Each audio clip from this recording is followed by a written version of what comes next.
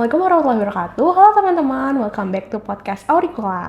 Kenalin, aku Bevi Deana. Di sini akan memandu podcast Auricula yang pada saat ini kita sudah kedatangan seorang bintang tamu yang dia merupakan juara satu Mapres pada tahun 2024. Ada Kak Valian. Halo Kak. Halo Bevia, halo teman-teman. Oke. Sebelumnya kenalin nama aku Valian. Di sini aku diundang nih sama teman-teman dari FKWin di podcast Auricula. Nah, di sini sebelumnya aku juga pernah jadi Mapres, mengikuti Mapres dan alhamdulillah jadi juara satu waktu itu. Oke.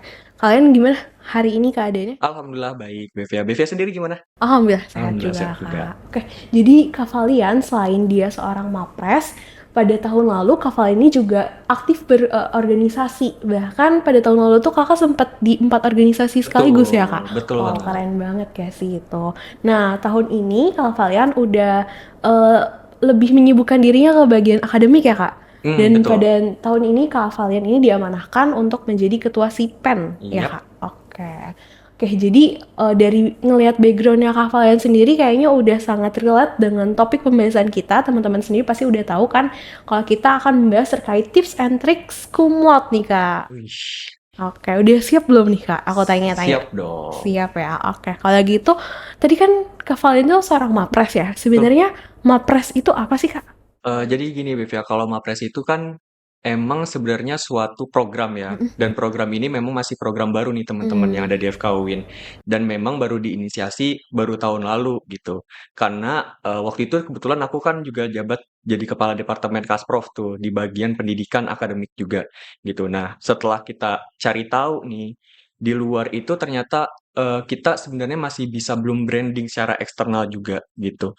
Nah, saat kita cari-cari juga, kita ngobrol-ngobrol sama teman-teman Penpro, sebutannya teman-teman kalau misalnya buat teman-teman yang di bidang pendidikan, itu ternyata dari mereka ada namanya mahasiswa berprestasinya gitu, supaya mereka bisa branding eksternal di luar.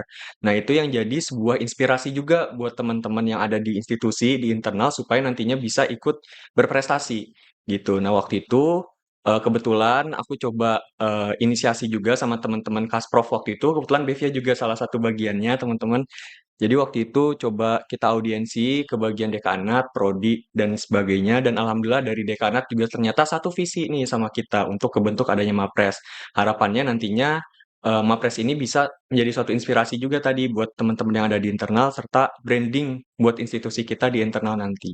Kayak gitu. Oke, jadi kakak yang menginisiasi, terus kaderullah malah kakak juga yang dapat Betul, betul apresiasinya ya. banget. Oke, alhamdulillah banget ya toh. Oke, nah aku mau nanya nih kak, apa aja sih yang kakak lakukan selama perkuliahan ini sampai pada akhirnya tuh bisa terpilih menjadi seorang mapres? Sebenarnya kalau ditanya ngelakuin apa aja, sebenarnya sama kayak mahasiswa pada umumnya ya.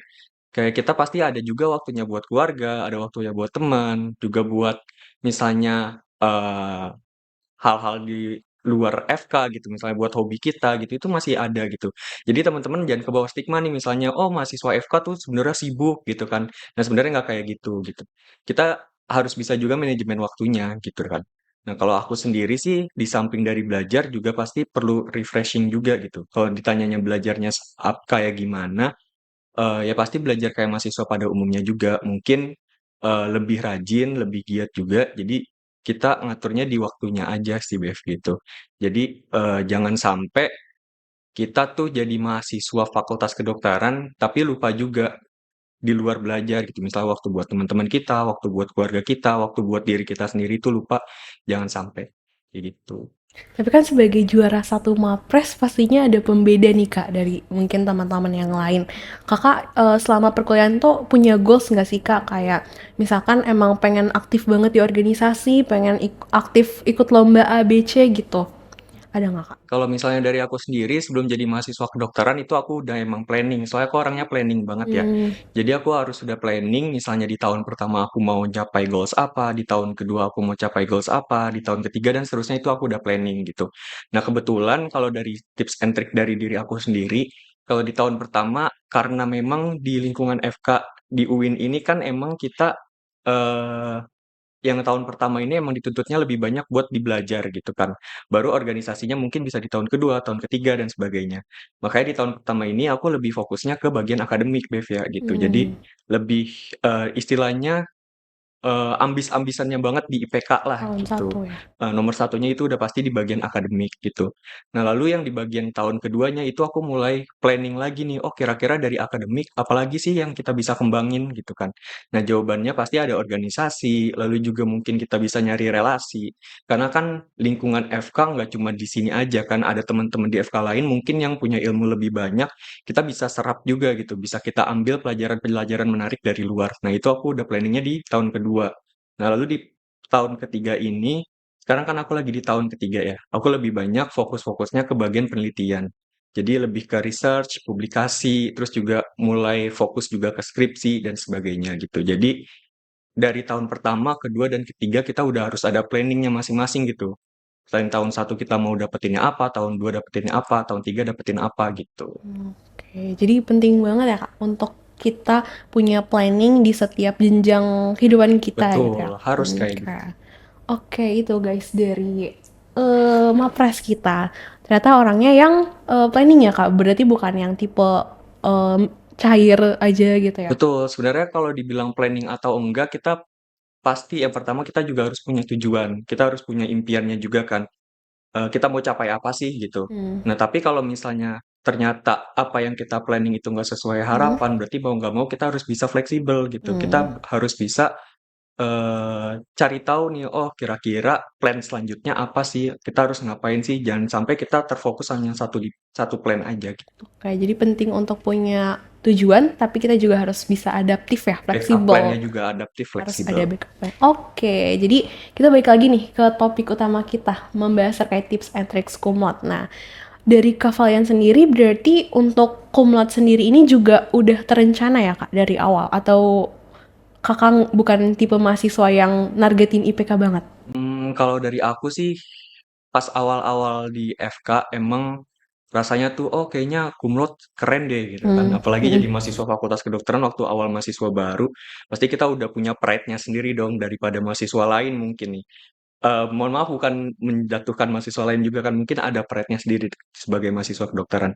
Tapi kita bisa pride lagi nih, oh mungkin kalau misalnya IPK-nya cum laude tinggi, keren juga nih gitu kan. Makanya pas tahun satu itu aku benar-benar jor-joran, fokus banget di IPK buat naikin IPK.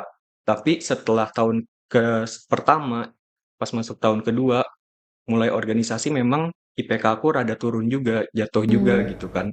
Jadi pas setelah itu aku juga jadi mikir, oh kayaknya enggak IPK-nya yang tinggi-tinggi banget juga nggak apa-apa deh, asalkan memang balance gitu dari kehidupannya di akademik, di organisasi, terus juga di lingkup pertemanan, buat keluarga dan sebagainya itu balance gitu. Oke, bahas terkait IPK berarti perlu nih mungkin teman-teman mau tahu tentang gimana sih cara belajar yang efektif menurut kakak. Kalau cara belajar yang efektif ya, kalau Bevia sendiri, aku tanya dulu deh, cara belajar Bevia tuh kayak gimana?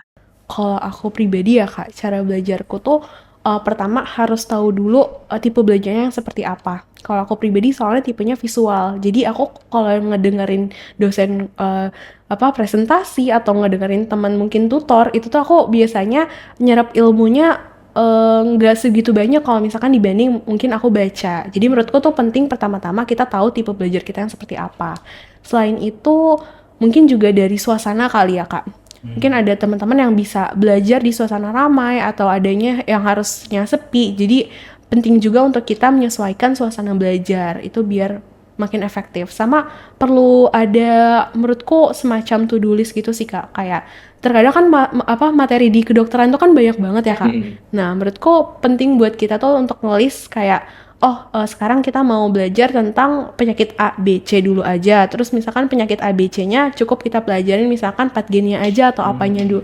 Jadi perlu kita kayak list gitu biar terkadang kalau misalkan baca buku tuh aku kadang kalau buku tuh kan banyak banget ya Banyak pembahasannya tuh tulisan, banyak banget banyak juga kan. Nah itu kayak penting kita list aja dulu yang penting-penting apa, terus pas kita baca buku ternyata yang kita baca udah sesuai dengan list kita bisa kita conteng. Perlu kayak gitu sih kak kayak gitu biar ya. Nah, enggak. itu sebenarnya balik lagi juga ke teman-teman. Kalau misalnya Bevia nanya ke aku, Mhm. cara belajar yang efektif kayak gimana, aku nggak bisa jawab ya, karena Mmm. setiap orang kan punya masing-masing, preference-nya masing-masing tadi yang dibilang sama Bevia, gaya belajar setiap orang berbeda-beda gitu. Jadi teman-teman di sini kalau misalnya mau jadiin patokan buat cara belajar aku nggak apa-apa, tapi balik lagi ke teman-teman, teman-teman preference cara belajarnya kayak gimana. Karena ada banyak banget dari teman-teman aku juga yang nanya ke aku, "Val, cara belajar kamu kayak gimana sih? Aku mau tahu gini gini gini." Pas saat aku jelasin ternyata dari mereka nggak cocok gitu. Jadi balik lagi preference masing-masing. Kalau dari aku sendiri, sebenarnya aku itu lebih suka kalau misalnya pas lagi di kuliah itu nggak nyatet dulu, gitu. Aku lebih suka Terus memahami. dengerin. Karena aku orangnya jujur aja eee, nggak mudah untuk menghafal gitu.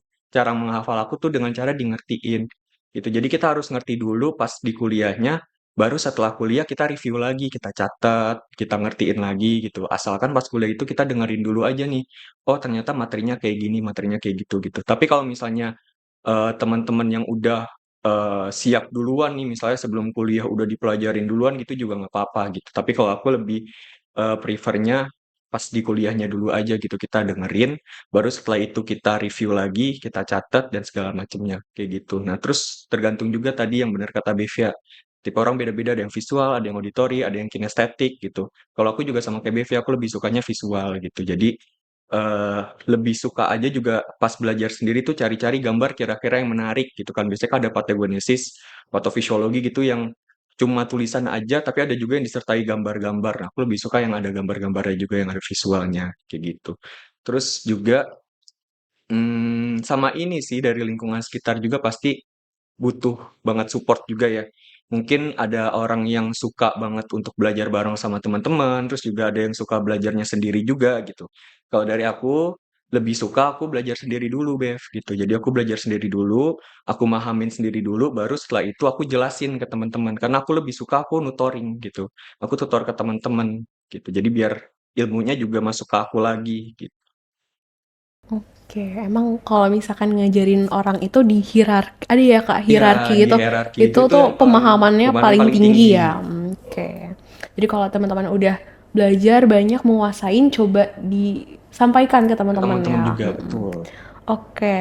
Ini Kak, di FK itu kan kita banyak banget ujian ya Kak. Mhm. Ada setiap modulnya ada sumatif, ada praktikum. Terus juga kalau misalkan di FKUIN tuh kita kan setiap tingkat itu ada Soka Oski. Mhm. Dari Kak Valian sendiri ada nggak kayak kalau sumatif tuh kakak belajarnya gimana sih? Kalau praktikum gimana? Mungkin kalau Soka Oski ada persiapan tersendiri. Kalau misalnya ujian sumatif ya, kita dari sumatif dulu kali ya deh. Kalau sumatif sendiri, aku itu juga jujur aja terkadang SKS sih. CSS. Terkadang SKS juga. Jadi, aku nggak yang, "Oh nih planning dari awal harus kayak gini," enggak. Terkadang aku juga SKS teman-teman. Jadi terkadang baru H-5, H-3 itu juga pernah terjadi. Karena kan kita juga harus ngebagi waktu, terkadang kita harus sibuk organisasi, kita ada harus sibuk juga buat ngurus ini itu, penelitian dan segala macamnya kan. Jadi, aku juga terkadang SKS. Tapi biasanya aku tuh kalau misalnya ujian sumatif atau ujian praktikum itu aku biasa pakainya time block. Jadi misalnya, jam 12 siang sampai jam 3 siang aku belajar materi satu, jam 3 siang sampai jam 4 aku istirahat dulu, jam 4 sampai jam segini materi 2 gitu, aku time block sampai, H-1-nya untuk sumatif, ada disisain waktu untuk review gitu, review materi ulang. Nah itu tuh kalau menurut aku lumayan berguna ya, karena macu adrenalin juga terkadang gitu. Tapi jangan dicontoh juga, jadi kalau misalnya teman-teman masih bisa untuk Nggak review di SKS. jauh-jauh hari, nggak SKS itu juga jauh lebih bagus, gitu. Terus kalau misalnya ujian praktikum, ini yang sebenarnya masih jadi kendala buat aku juga, karena kalau yang aku lihat-lihat ya di ujian praktikum itu lebih banyak hafalannya. Jadi kita benar-benar harus hafalan mati gitu. Makanya aku sebenarnya lebih suka ujian sumatif daripada ujian praktikum, karena pas ujian sumatif itu aku masih bisa ngira-ngira tuh, oh kira-kira jawabannya yang A, B, C, D, E atau gimana ya gitu kan. Nah, kalau ujian praktikum tuh udah bener-bener kita hafalan mati banget dan aku tipe yang susah banget untuk hafal. kecuali aku ngertiin duluan gitu. Jadi makanya untuk ujian praktikum terkadang aku spare waktunya lebih jauh lagi gitu, bisa H-5 atau H-7 itu aku udah mulai ngertiin dulu seluruh materi ujian praktikum, baru nanti di recall lagi, diulang lagi pakai flashcard bisa. Terus misalnya nanya-nanya bareng-bareng sama temen juga bisa. Tapi yang paling penting ya aku biasanya suka banget ngajarin teman, mentorin sama temen itu benar-benar ngebantu untuk recall materi aku lagi.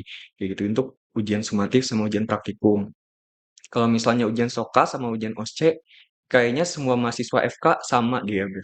Kalau misalnya ujian SOKA, itu biasanya teman-teman juga aku lihat-lihat banyak yang buat peta konsep sendiri gitu kan. Terus kayak ngumpul-ngumpulin dari yang sebelum apa, dari yang materi-materi yang kita pelajarin di Deka. modul gitu kan di DK gitu, itu dimasuk-masukin, dikumpul-kumpulin. Nah, kayaknya aku juga sama kayak gitu. Jadi aku buat petkon sendiri juga. Terkadang kan yang di DK peta konsepnya lebih rumit ya, jadi kita pakai bahasa sendiri kita aja gitu, yang penting kita paham, ngerti. Dan biasanya kalau SOKA itu lebih pentingnya juga di bagian patofisiologi gitu kan, prosesnya gimana. Nah, itu yang lebih di-highlight sih. Terkadang kan kalau misalnya tata laksana dan lain sebagainya itu udah ada kan, udah ada di soal SOKA-nya gitu. Jadi biasanya ngafalnya lebih ke prosesnya.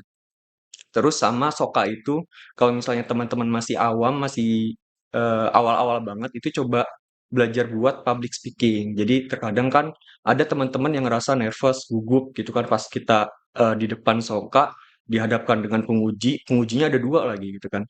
Terus habis itu tiba-tiba nervous, gugup, jadi blank semuanya tuh nggak bisa ngejelasin. Nah itu harus teman-teman latih juga. Biasanya kalau aku itu di awal-awal aja di tahun pertama itu aku coba ngelatihnya kayak gitu. Tapi setelah tahun pertama jadi lebih biasa, udah terbiasa gitu. Itu kalau Soka. Kalau OSCE, aku lebih suka juga nulis ulang dari checklist-checklist yang ada di buku BPKKD, itu aku tulis ulang dengan bahasa aku sendiri juga gitu. Misalnya kan ada kayak yang pertama, ucapkan bismillah, inform consent, cuci tangan, persiapan alat. Itu aku cuma tulis perkenalan aja. Nomor satu perkenalan, itu aku udah tahu perkenalannya apa aja gitu. Jadi lebih diringkas lagi, biasanya checklistnya ada 70, ada 80, tapi bisa aku ringkas bisa jadi belasan, atau bisa bahkan sampai satuan juga bakal juga bisa. Karena emang kalau kita menulis satu hal bakal ingatannya bakal lebih tajam ya kak. Betul juga. Jadi sekaligus kita ngehafal lagi, kita tulis lagi. Tapi kak, tadi kan kita udah bahas kayak gimana sih cara kakak belajar ya. Mm-mm. Tapi ada nggak sih kak kesalahan-kesalahan yang kakak lakukan selama perkuliahan yang mungkin nyebabin apa ya terganggu gitu untuk meningkatkan mempertahankan kumlotnya IPK?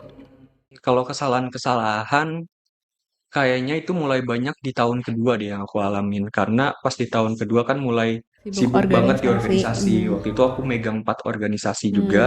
Itu ada dari Dema, Kasprof, ada di USMR juga, di bagian diklat. Terus ada dari OLC, waktu itu aku juga megang. Sama di ISMKI, di MIP juga di bagian pendidikan. Nah, itu yang sebenarnya jadi tantangan mahasiswa sih, Bev. Jadi kayak di saat kita udah fokus ke bagian akademik, terus dihadapkan dengan kultur organisasi yang mungkin kelihatannya, wah ini fun banget nih, kita bisa ketemu sama teman-teman baru, terus kita bisa belajar baru banyak nih di luar gitu, tapi akademiknya malah ditinggalin gitu. Malah kita sibuknya di organisasi, kita nggak ngeliat akademik lagi. Nah itu yang harus jadi tantangan buat kita. Dan balik lagi ke manajemen waktunya juga harus bagus. Gitu. Nah itu yang aku sempet alamin juga sih. BV ngalamin juga nggak? Aku mungkin lagi di tingkat kedua kan ya kak, Mm-mm. kayak lagi sekarang sih Lagi mengalami, ngalamin iya juga ya. sedang mengalami. Oke, oke tadi kita ngebahas terkait ada harus nge-manage waktu ya kak, Mm. berarti antara organisasi, kuliah. Kalau dari kakak sendiri gimana sih kak? Cara Cara kakak manajemen waktunya. bagi waktu itu?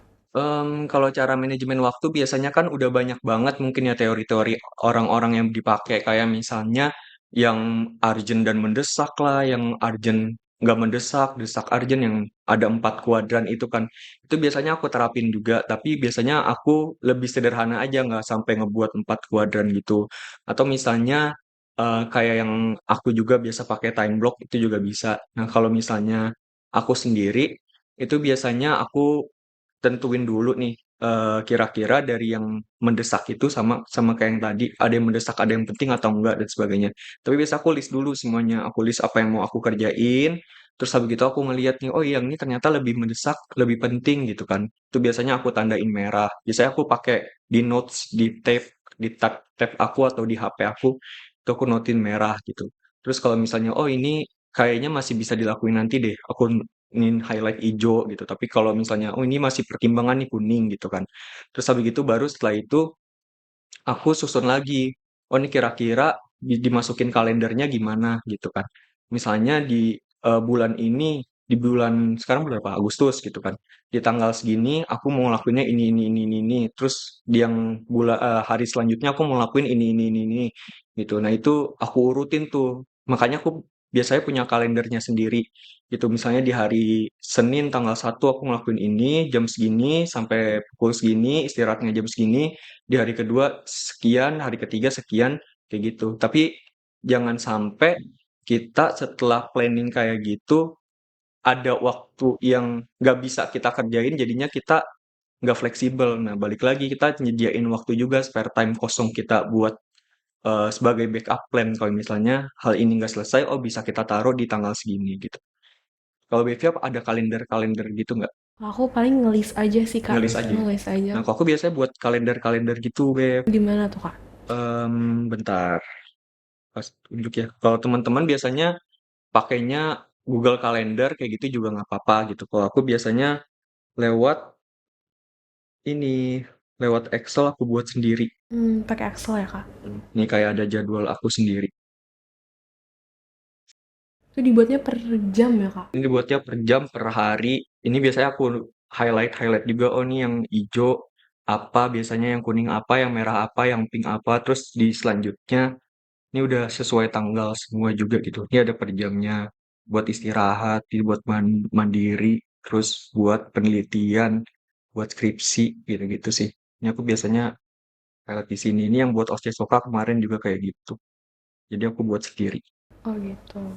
Itu Kakak update-nya setiap hari atau setiap... Setiap malam kita evaluasi lagi di BF. Jadi, oh ini kayaknya yang tadi tuh masih kurang deh gitu. Kayak awalnya aku planning 3 jam buat belajarnya, oh kayaknya masih kurang, nggak sempet 3 jam. Oh ya udah aku coba ngambil waktu istirahat juga misalnya di hari berikutnya gitu. Jadi, nah sama ini juga yang terkadang jadi kendala orang-orang juga BF. Kalau misalnya kita lagi sibuk, itu terkadang nggak bisa korbanin waktu yang lain gitu. Nah, padahal kan seharusnya kita harus mikir juga, oh mungkin kita lagi sibuk, berarti ada sesuatu hal yang harus kita korbanin juga, misalnya kayak waktu kita sama keluarga, waktu kita sama teman-teman, atau waktu kita sendiri istirahat, itu pasti harus bisa dikorbanin. Dan itu kita nggak boleh denial akan hal itu, gitu. Kita harus sadarin, oh iya ya, berarti gue sekarang lagi sibuk, berarti waktu gue sama temen, waktu gue sama keluarga, waktu gue sama diri sendiri untuk istirahat, pasti bakal banyak berkurang. Gimana caranya gue efektif, efisien, gue bisa istirahat misalnya 2 jam, 3 jam bisa kembali segar lagi, buat nantinya gue push lagi nih buat belajar. Atau gimana caranya gue nyuri-nyuri waktu sama temen, sama keluarga, supaya nggak ngeganggu juga waktu gue sama mereka, kayak gitu. Itu kita harus cari caranya juga gitu. Jangan sampai kita malah jadi down akan hal itu, kayak gitu. Oke, menarik ya teman-teman cara Kak Valian untuk mengatur waktu punya Mm-mm. kalender yang diupdate setiap malamnya Tiap malam. dievaluasi gitu ya. Menarik, boleh. Mungkin bisa jadi referensi teman-teman nih untuk Betul, ngatur tapi waktu. reference balik lagi ya ke reference teman-teman juga yang di sini kira-kira cocok atau enggak. Kalau Bevia kan lebih sukanya juga tadi dibuat List list. aja Kalau gitu. aku sampai dibuat kalender, aku buat plotting time-nya juga gitu. Jadi terserah teman-teman yang kira-kira teman-teman cocok kayak gimana.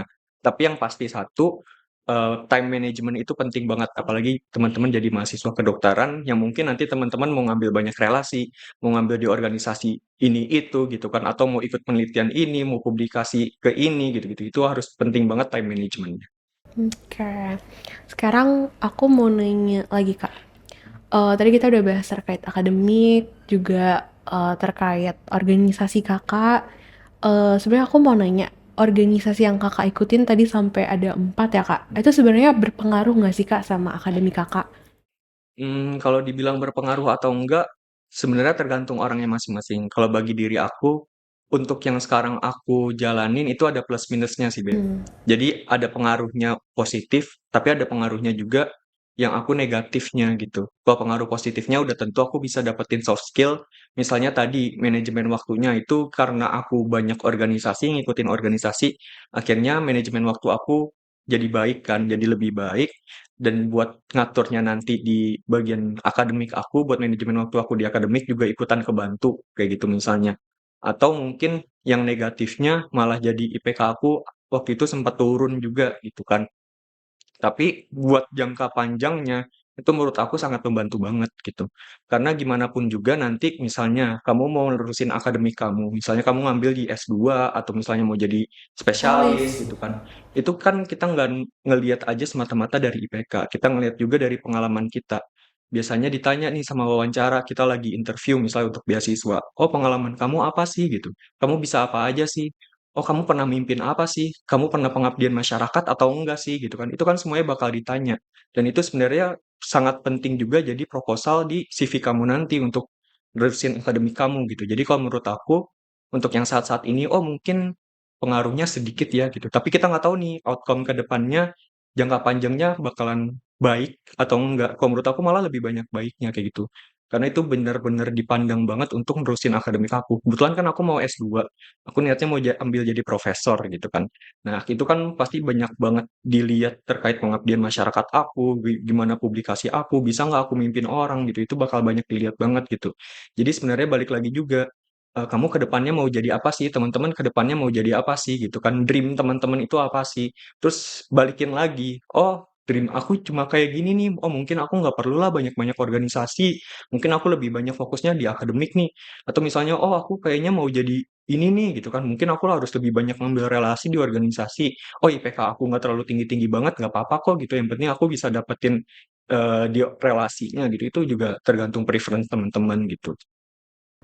Kayak jadi walaupun organisasi itu mungkin jadi bisa sometimes jadi menghambat akademik, tapi kita perlu ingat kalau misalkan organisasi itu juga apa ya, punya manfaat atau menawarkan benefit yang kita butuhkan juga ya, Kak. Sebenarnya kita butuhkan juga gitu. Jadi tapi jalurnya kan beda juga ya akademik, ya organisasi juga organisasi gitu. Oke, ya. Oke, jadi teman-teman kalau mau bagus di akademik juga jangan lupa untuk kita tetap harus jadi orang yang bisa berorganisasi gitu Betul, untuk. dan jangan lupa kalau misalnya kita sedang berorganisasi, kita nggak boleh ngelupain akademik kita, karena gimana pun juga kita selaku mahasiswa yang kita tujuan utamanya di bagian akademik gitu. Jadi jangan sampai kalian terlarut-larut sama organisasi yang aku bilang tadi, kesalahannya akhirnya akademiknya jadi kelupaan. Oke, mungkin ini jadi pertanyaan terakhir aku deh, Kak. Boleh. Aku mau nanya, selama ini dengan kakak yang tadi aktif organisasi, terus juga mengejar akademik banget, itu pernah nggak sih kakak mengalami fase-fase burnout gitu? Hmm. Terus kalau gimana cara kakak overcome dari burnout itu tersebut? Kalau misalnya burnout, aku nggak menyangkal sih. Emang setiap mahasiswa mungkin pernah burnout, mungkin setiap pribadi orang juga pernah burnout gitu kan. Nah, BV juga kan, nah Pasti. pasti pernah burnout dong. Nah, tapi kita juga harus yang pertama, kita nggak boleh menyangkal. Ini udah pasti jadi apa ya? Jadi suatu efek yang bakal besar juga nantinya kalau misalnya kita menyangkal kalau kita ini nggak burnout gitu. Malah yang ada kita malah tambah burnout. Jadi kalau misalnya kita udah ngerasa burnout, kita nggak boleh nyangkal nih teman-teman. Kita ini nggak burnout gitu. Pasti kita harus sadari diri kita, oh ternyata gue sekarang lagi burnout ya gitu. Harus menerima ya, Harus Kak. menerima, yang pertama itu. Yang kedua, kalau biasanya aku lagi burnout, itu biasanya aku coba evaluasi diri aku sendiri, tenangin diri aku sendiri dulu. Oh ya udahlah, kita kan terkadang coping mechanism orang beda-beda ya. Ada yang mungkin coping mechanism-nya menyendiri atau misalnya dia lebih suka eee Jalanin hobinya. iya, ngerjain hobinya, atau hal apapun yang menyenangkan, atau misalnya cerita ke teman dekatnya, atau gimana kan coping mechanism orang beda-beda. Kalau aku sendiri, aku biasanya pertama aku avoidant dulu, avoidant coping mechanism. Aku tinggalin dulu nih, hal-hal yang aku sedang kerjain dulu, aku coba meditasi diri sendiri aku dulu, ini aku lagi kenapa gitu, aku menerima diri aku sendiri dulu, baru nantinya aku coba, susun lagi. Aku evaluasi diri tadi, baru aku susun lagi planning, kan soalnya aku planning ya. Jadi Mm-mm. pasti setelah aku avoidant itu, aku menyendiri itu pasti bakal ada beberapa plan yang ketunda gitu. Nah baru aku waktu itu susun planningnya lagi, Setelah aku susun planningnya lagi, baru aku cerita ke teman-teman. Aku lagi burnout, aku udah susun plan kayak gini, kira-kira dari mereka gimana, ada tanggapan atau enggak, bener atau enggak ya, kayak gitu. Nah, kalau misalnya dari teman-teman atau dari misalnya orang tua atau misalnya dari kerabat dekat bilang, oh kayaknya harusnya planningnya digini-giniin deh, harusnya kamu kayak gini dulu aja kayak gini. Oh yaudah kayak gitu. Baru setelah itu aku coba pertimbangin baiknya dan gimana, baru aku susun lagi, baru jalanin lagi. Jadi nggak apa-apa kok teman-teman kalau lagi burnout, lagi stres, coba tarik diri dulu. Kan ada istilah ya kayak ketapel gitu. Jadi kita mundur dulu perlahan supaya nantinya kita bisa melesat lagi maju kayak gitu. Menurut aku itu nggak apa-apa. Asal jangan sampai berlarut-larutnya itu. Gimana caranya kita menarik diri dulu sebentar, baru kita bounce back lagi supaya bisa cepat lagi dilaksanain yang plan-plan sebelumnya kelewat. Kayak gitu. Oke, keren banget nih. Tadi ada istilah ketapel. Betul. Kita tarik mundur dulu untuk melambung lebih pesat. Betul. Oke. Mungkin itu tadi pertanyaan terakhir aku, Kak. Mhm. Cuman sebelum kita tutup, mungkin aku mau minta Kakak untuk kasih nih closing statement buat teman-teman, biar memotivasi teman-teman untuk memiliki IPK tinggi gitu, IPK kumlot. Oke, buat teman-teman semuanya pokoknya jangan pernah nyerah ya, jangan pernah nyerah kalau misalnya, "Oh, kayaknya nggak bisa deh gua dapat IPK yang tinggi, kayaknya mustahil deh," gitu. Sebenarnya nggak mustahil gitu, ada beberapa tips and triknya juga tadi, tapi yang paling penting teman-teman harus tahu diri sendiri teman-teman dulu. Gimana diri teman-teman belajar gitu, gimana diri teman-teman ngadapin stres tadi, atau gimana caranya, diri teman-teman ngatur waktu, kayak gitu. Itu teman-teman harus sadarin diri terlebih dahulu, baru, coba disusun, tapi kalau misalnya nggak dapet IPK tinggi, kalau menurut aku sih nggak apa-apa gitu, nggak masalah. Asalkan teman-teman masih bisa survive jadi diri teman-teman. Balik lagi juga sama impian teman-teman tadi. Impian teman-teman tadi mau gimana, susun planningnya juga buat ngarah ke sana. Kayak gitu. Jadi jangan pernah nyerah, tetap semangat. Kalau misalnya butuh sesuatu, banyak banget di sekitar teman-teman yang ngebantu, misal bisa keluarga, terus juga dari orang-orang terdekat, teman, itu masih ada lingkungan sekitar teman-teman, jadi jangan pernah ngerasa sendiri. Oke, terima kasih banyak Terima kasih kalian banyak, udah Bevia. sharing di podcast kali ini. Semoga teman-teman yang mendengar bisa jadi jauh lebih termotivasi. Terima kasih juga sekali lagi tadi ya buat kalian. Mungkin kita akhiri Kak untuk podcast kali ini. Aku ucapin terima kasih. Assalamualaikum warahmatullahi wabarakatuh. Salam, dadah Dadah. teman-teman.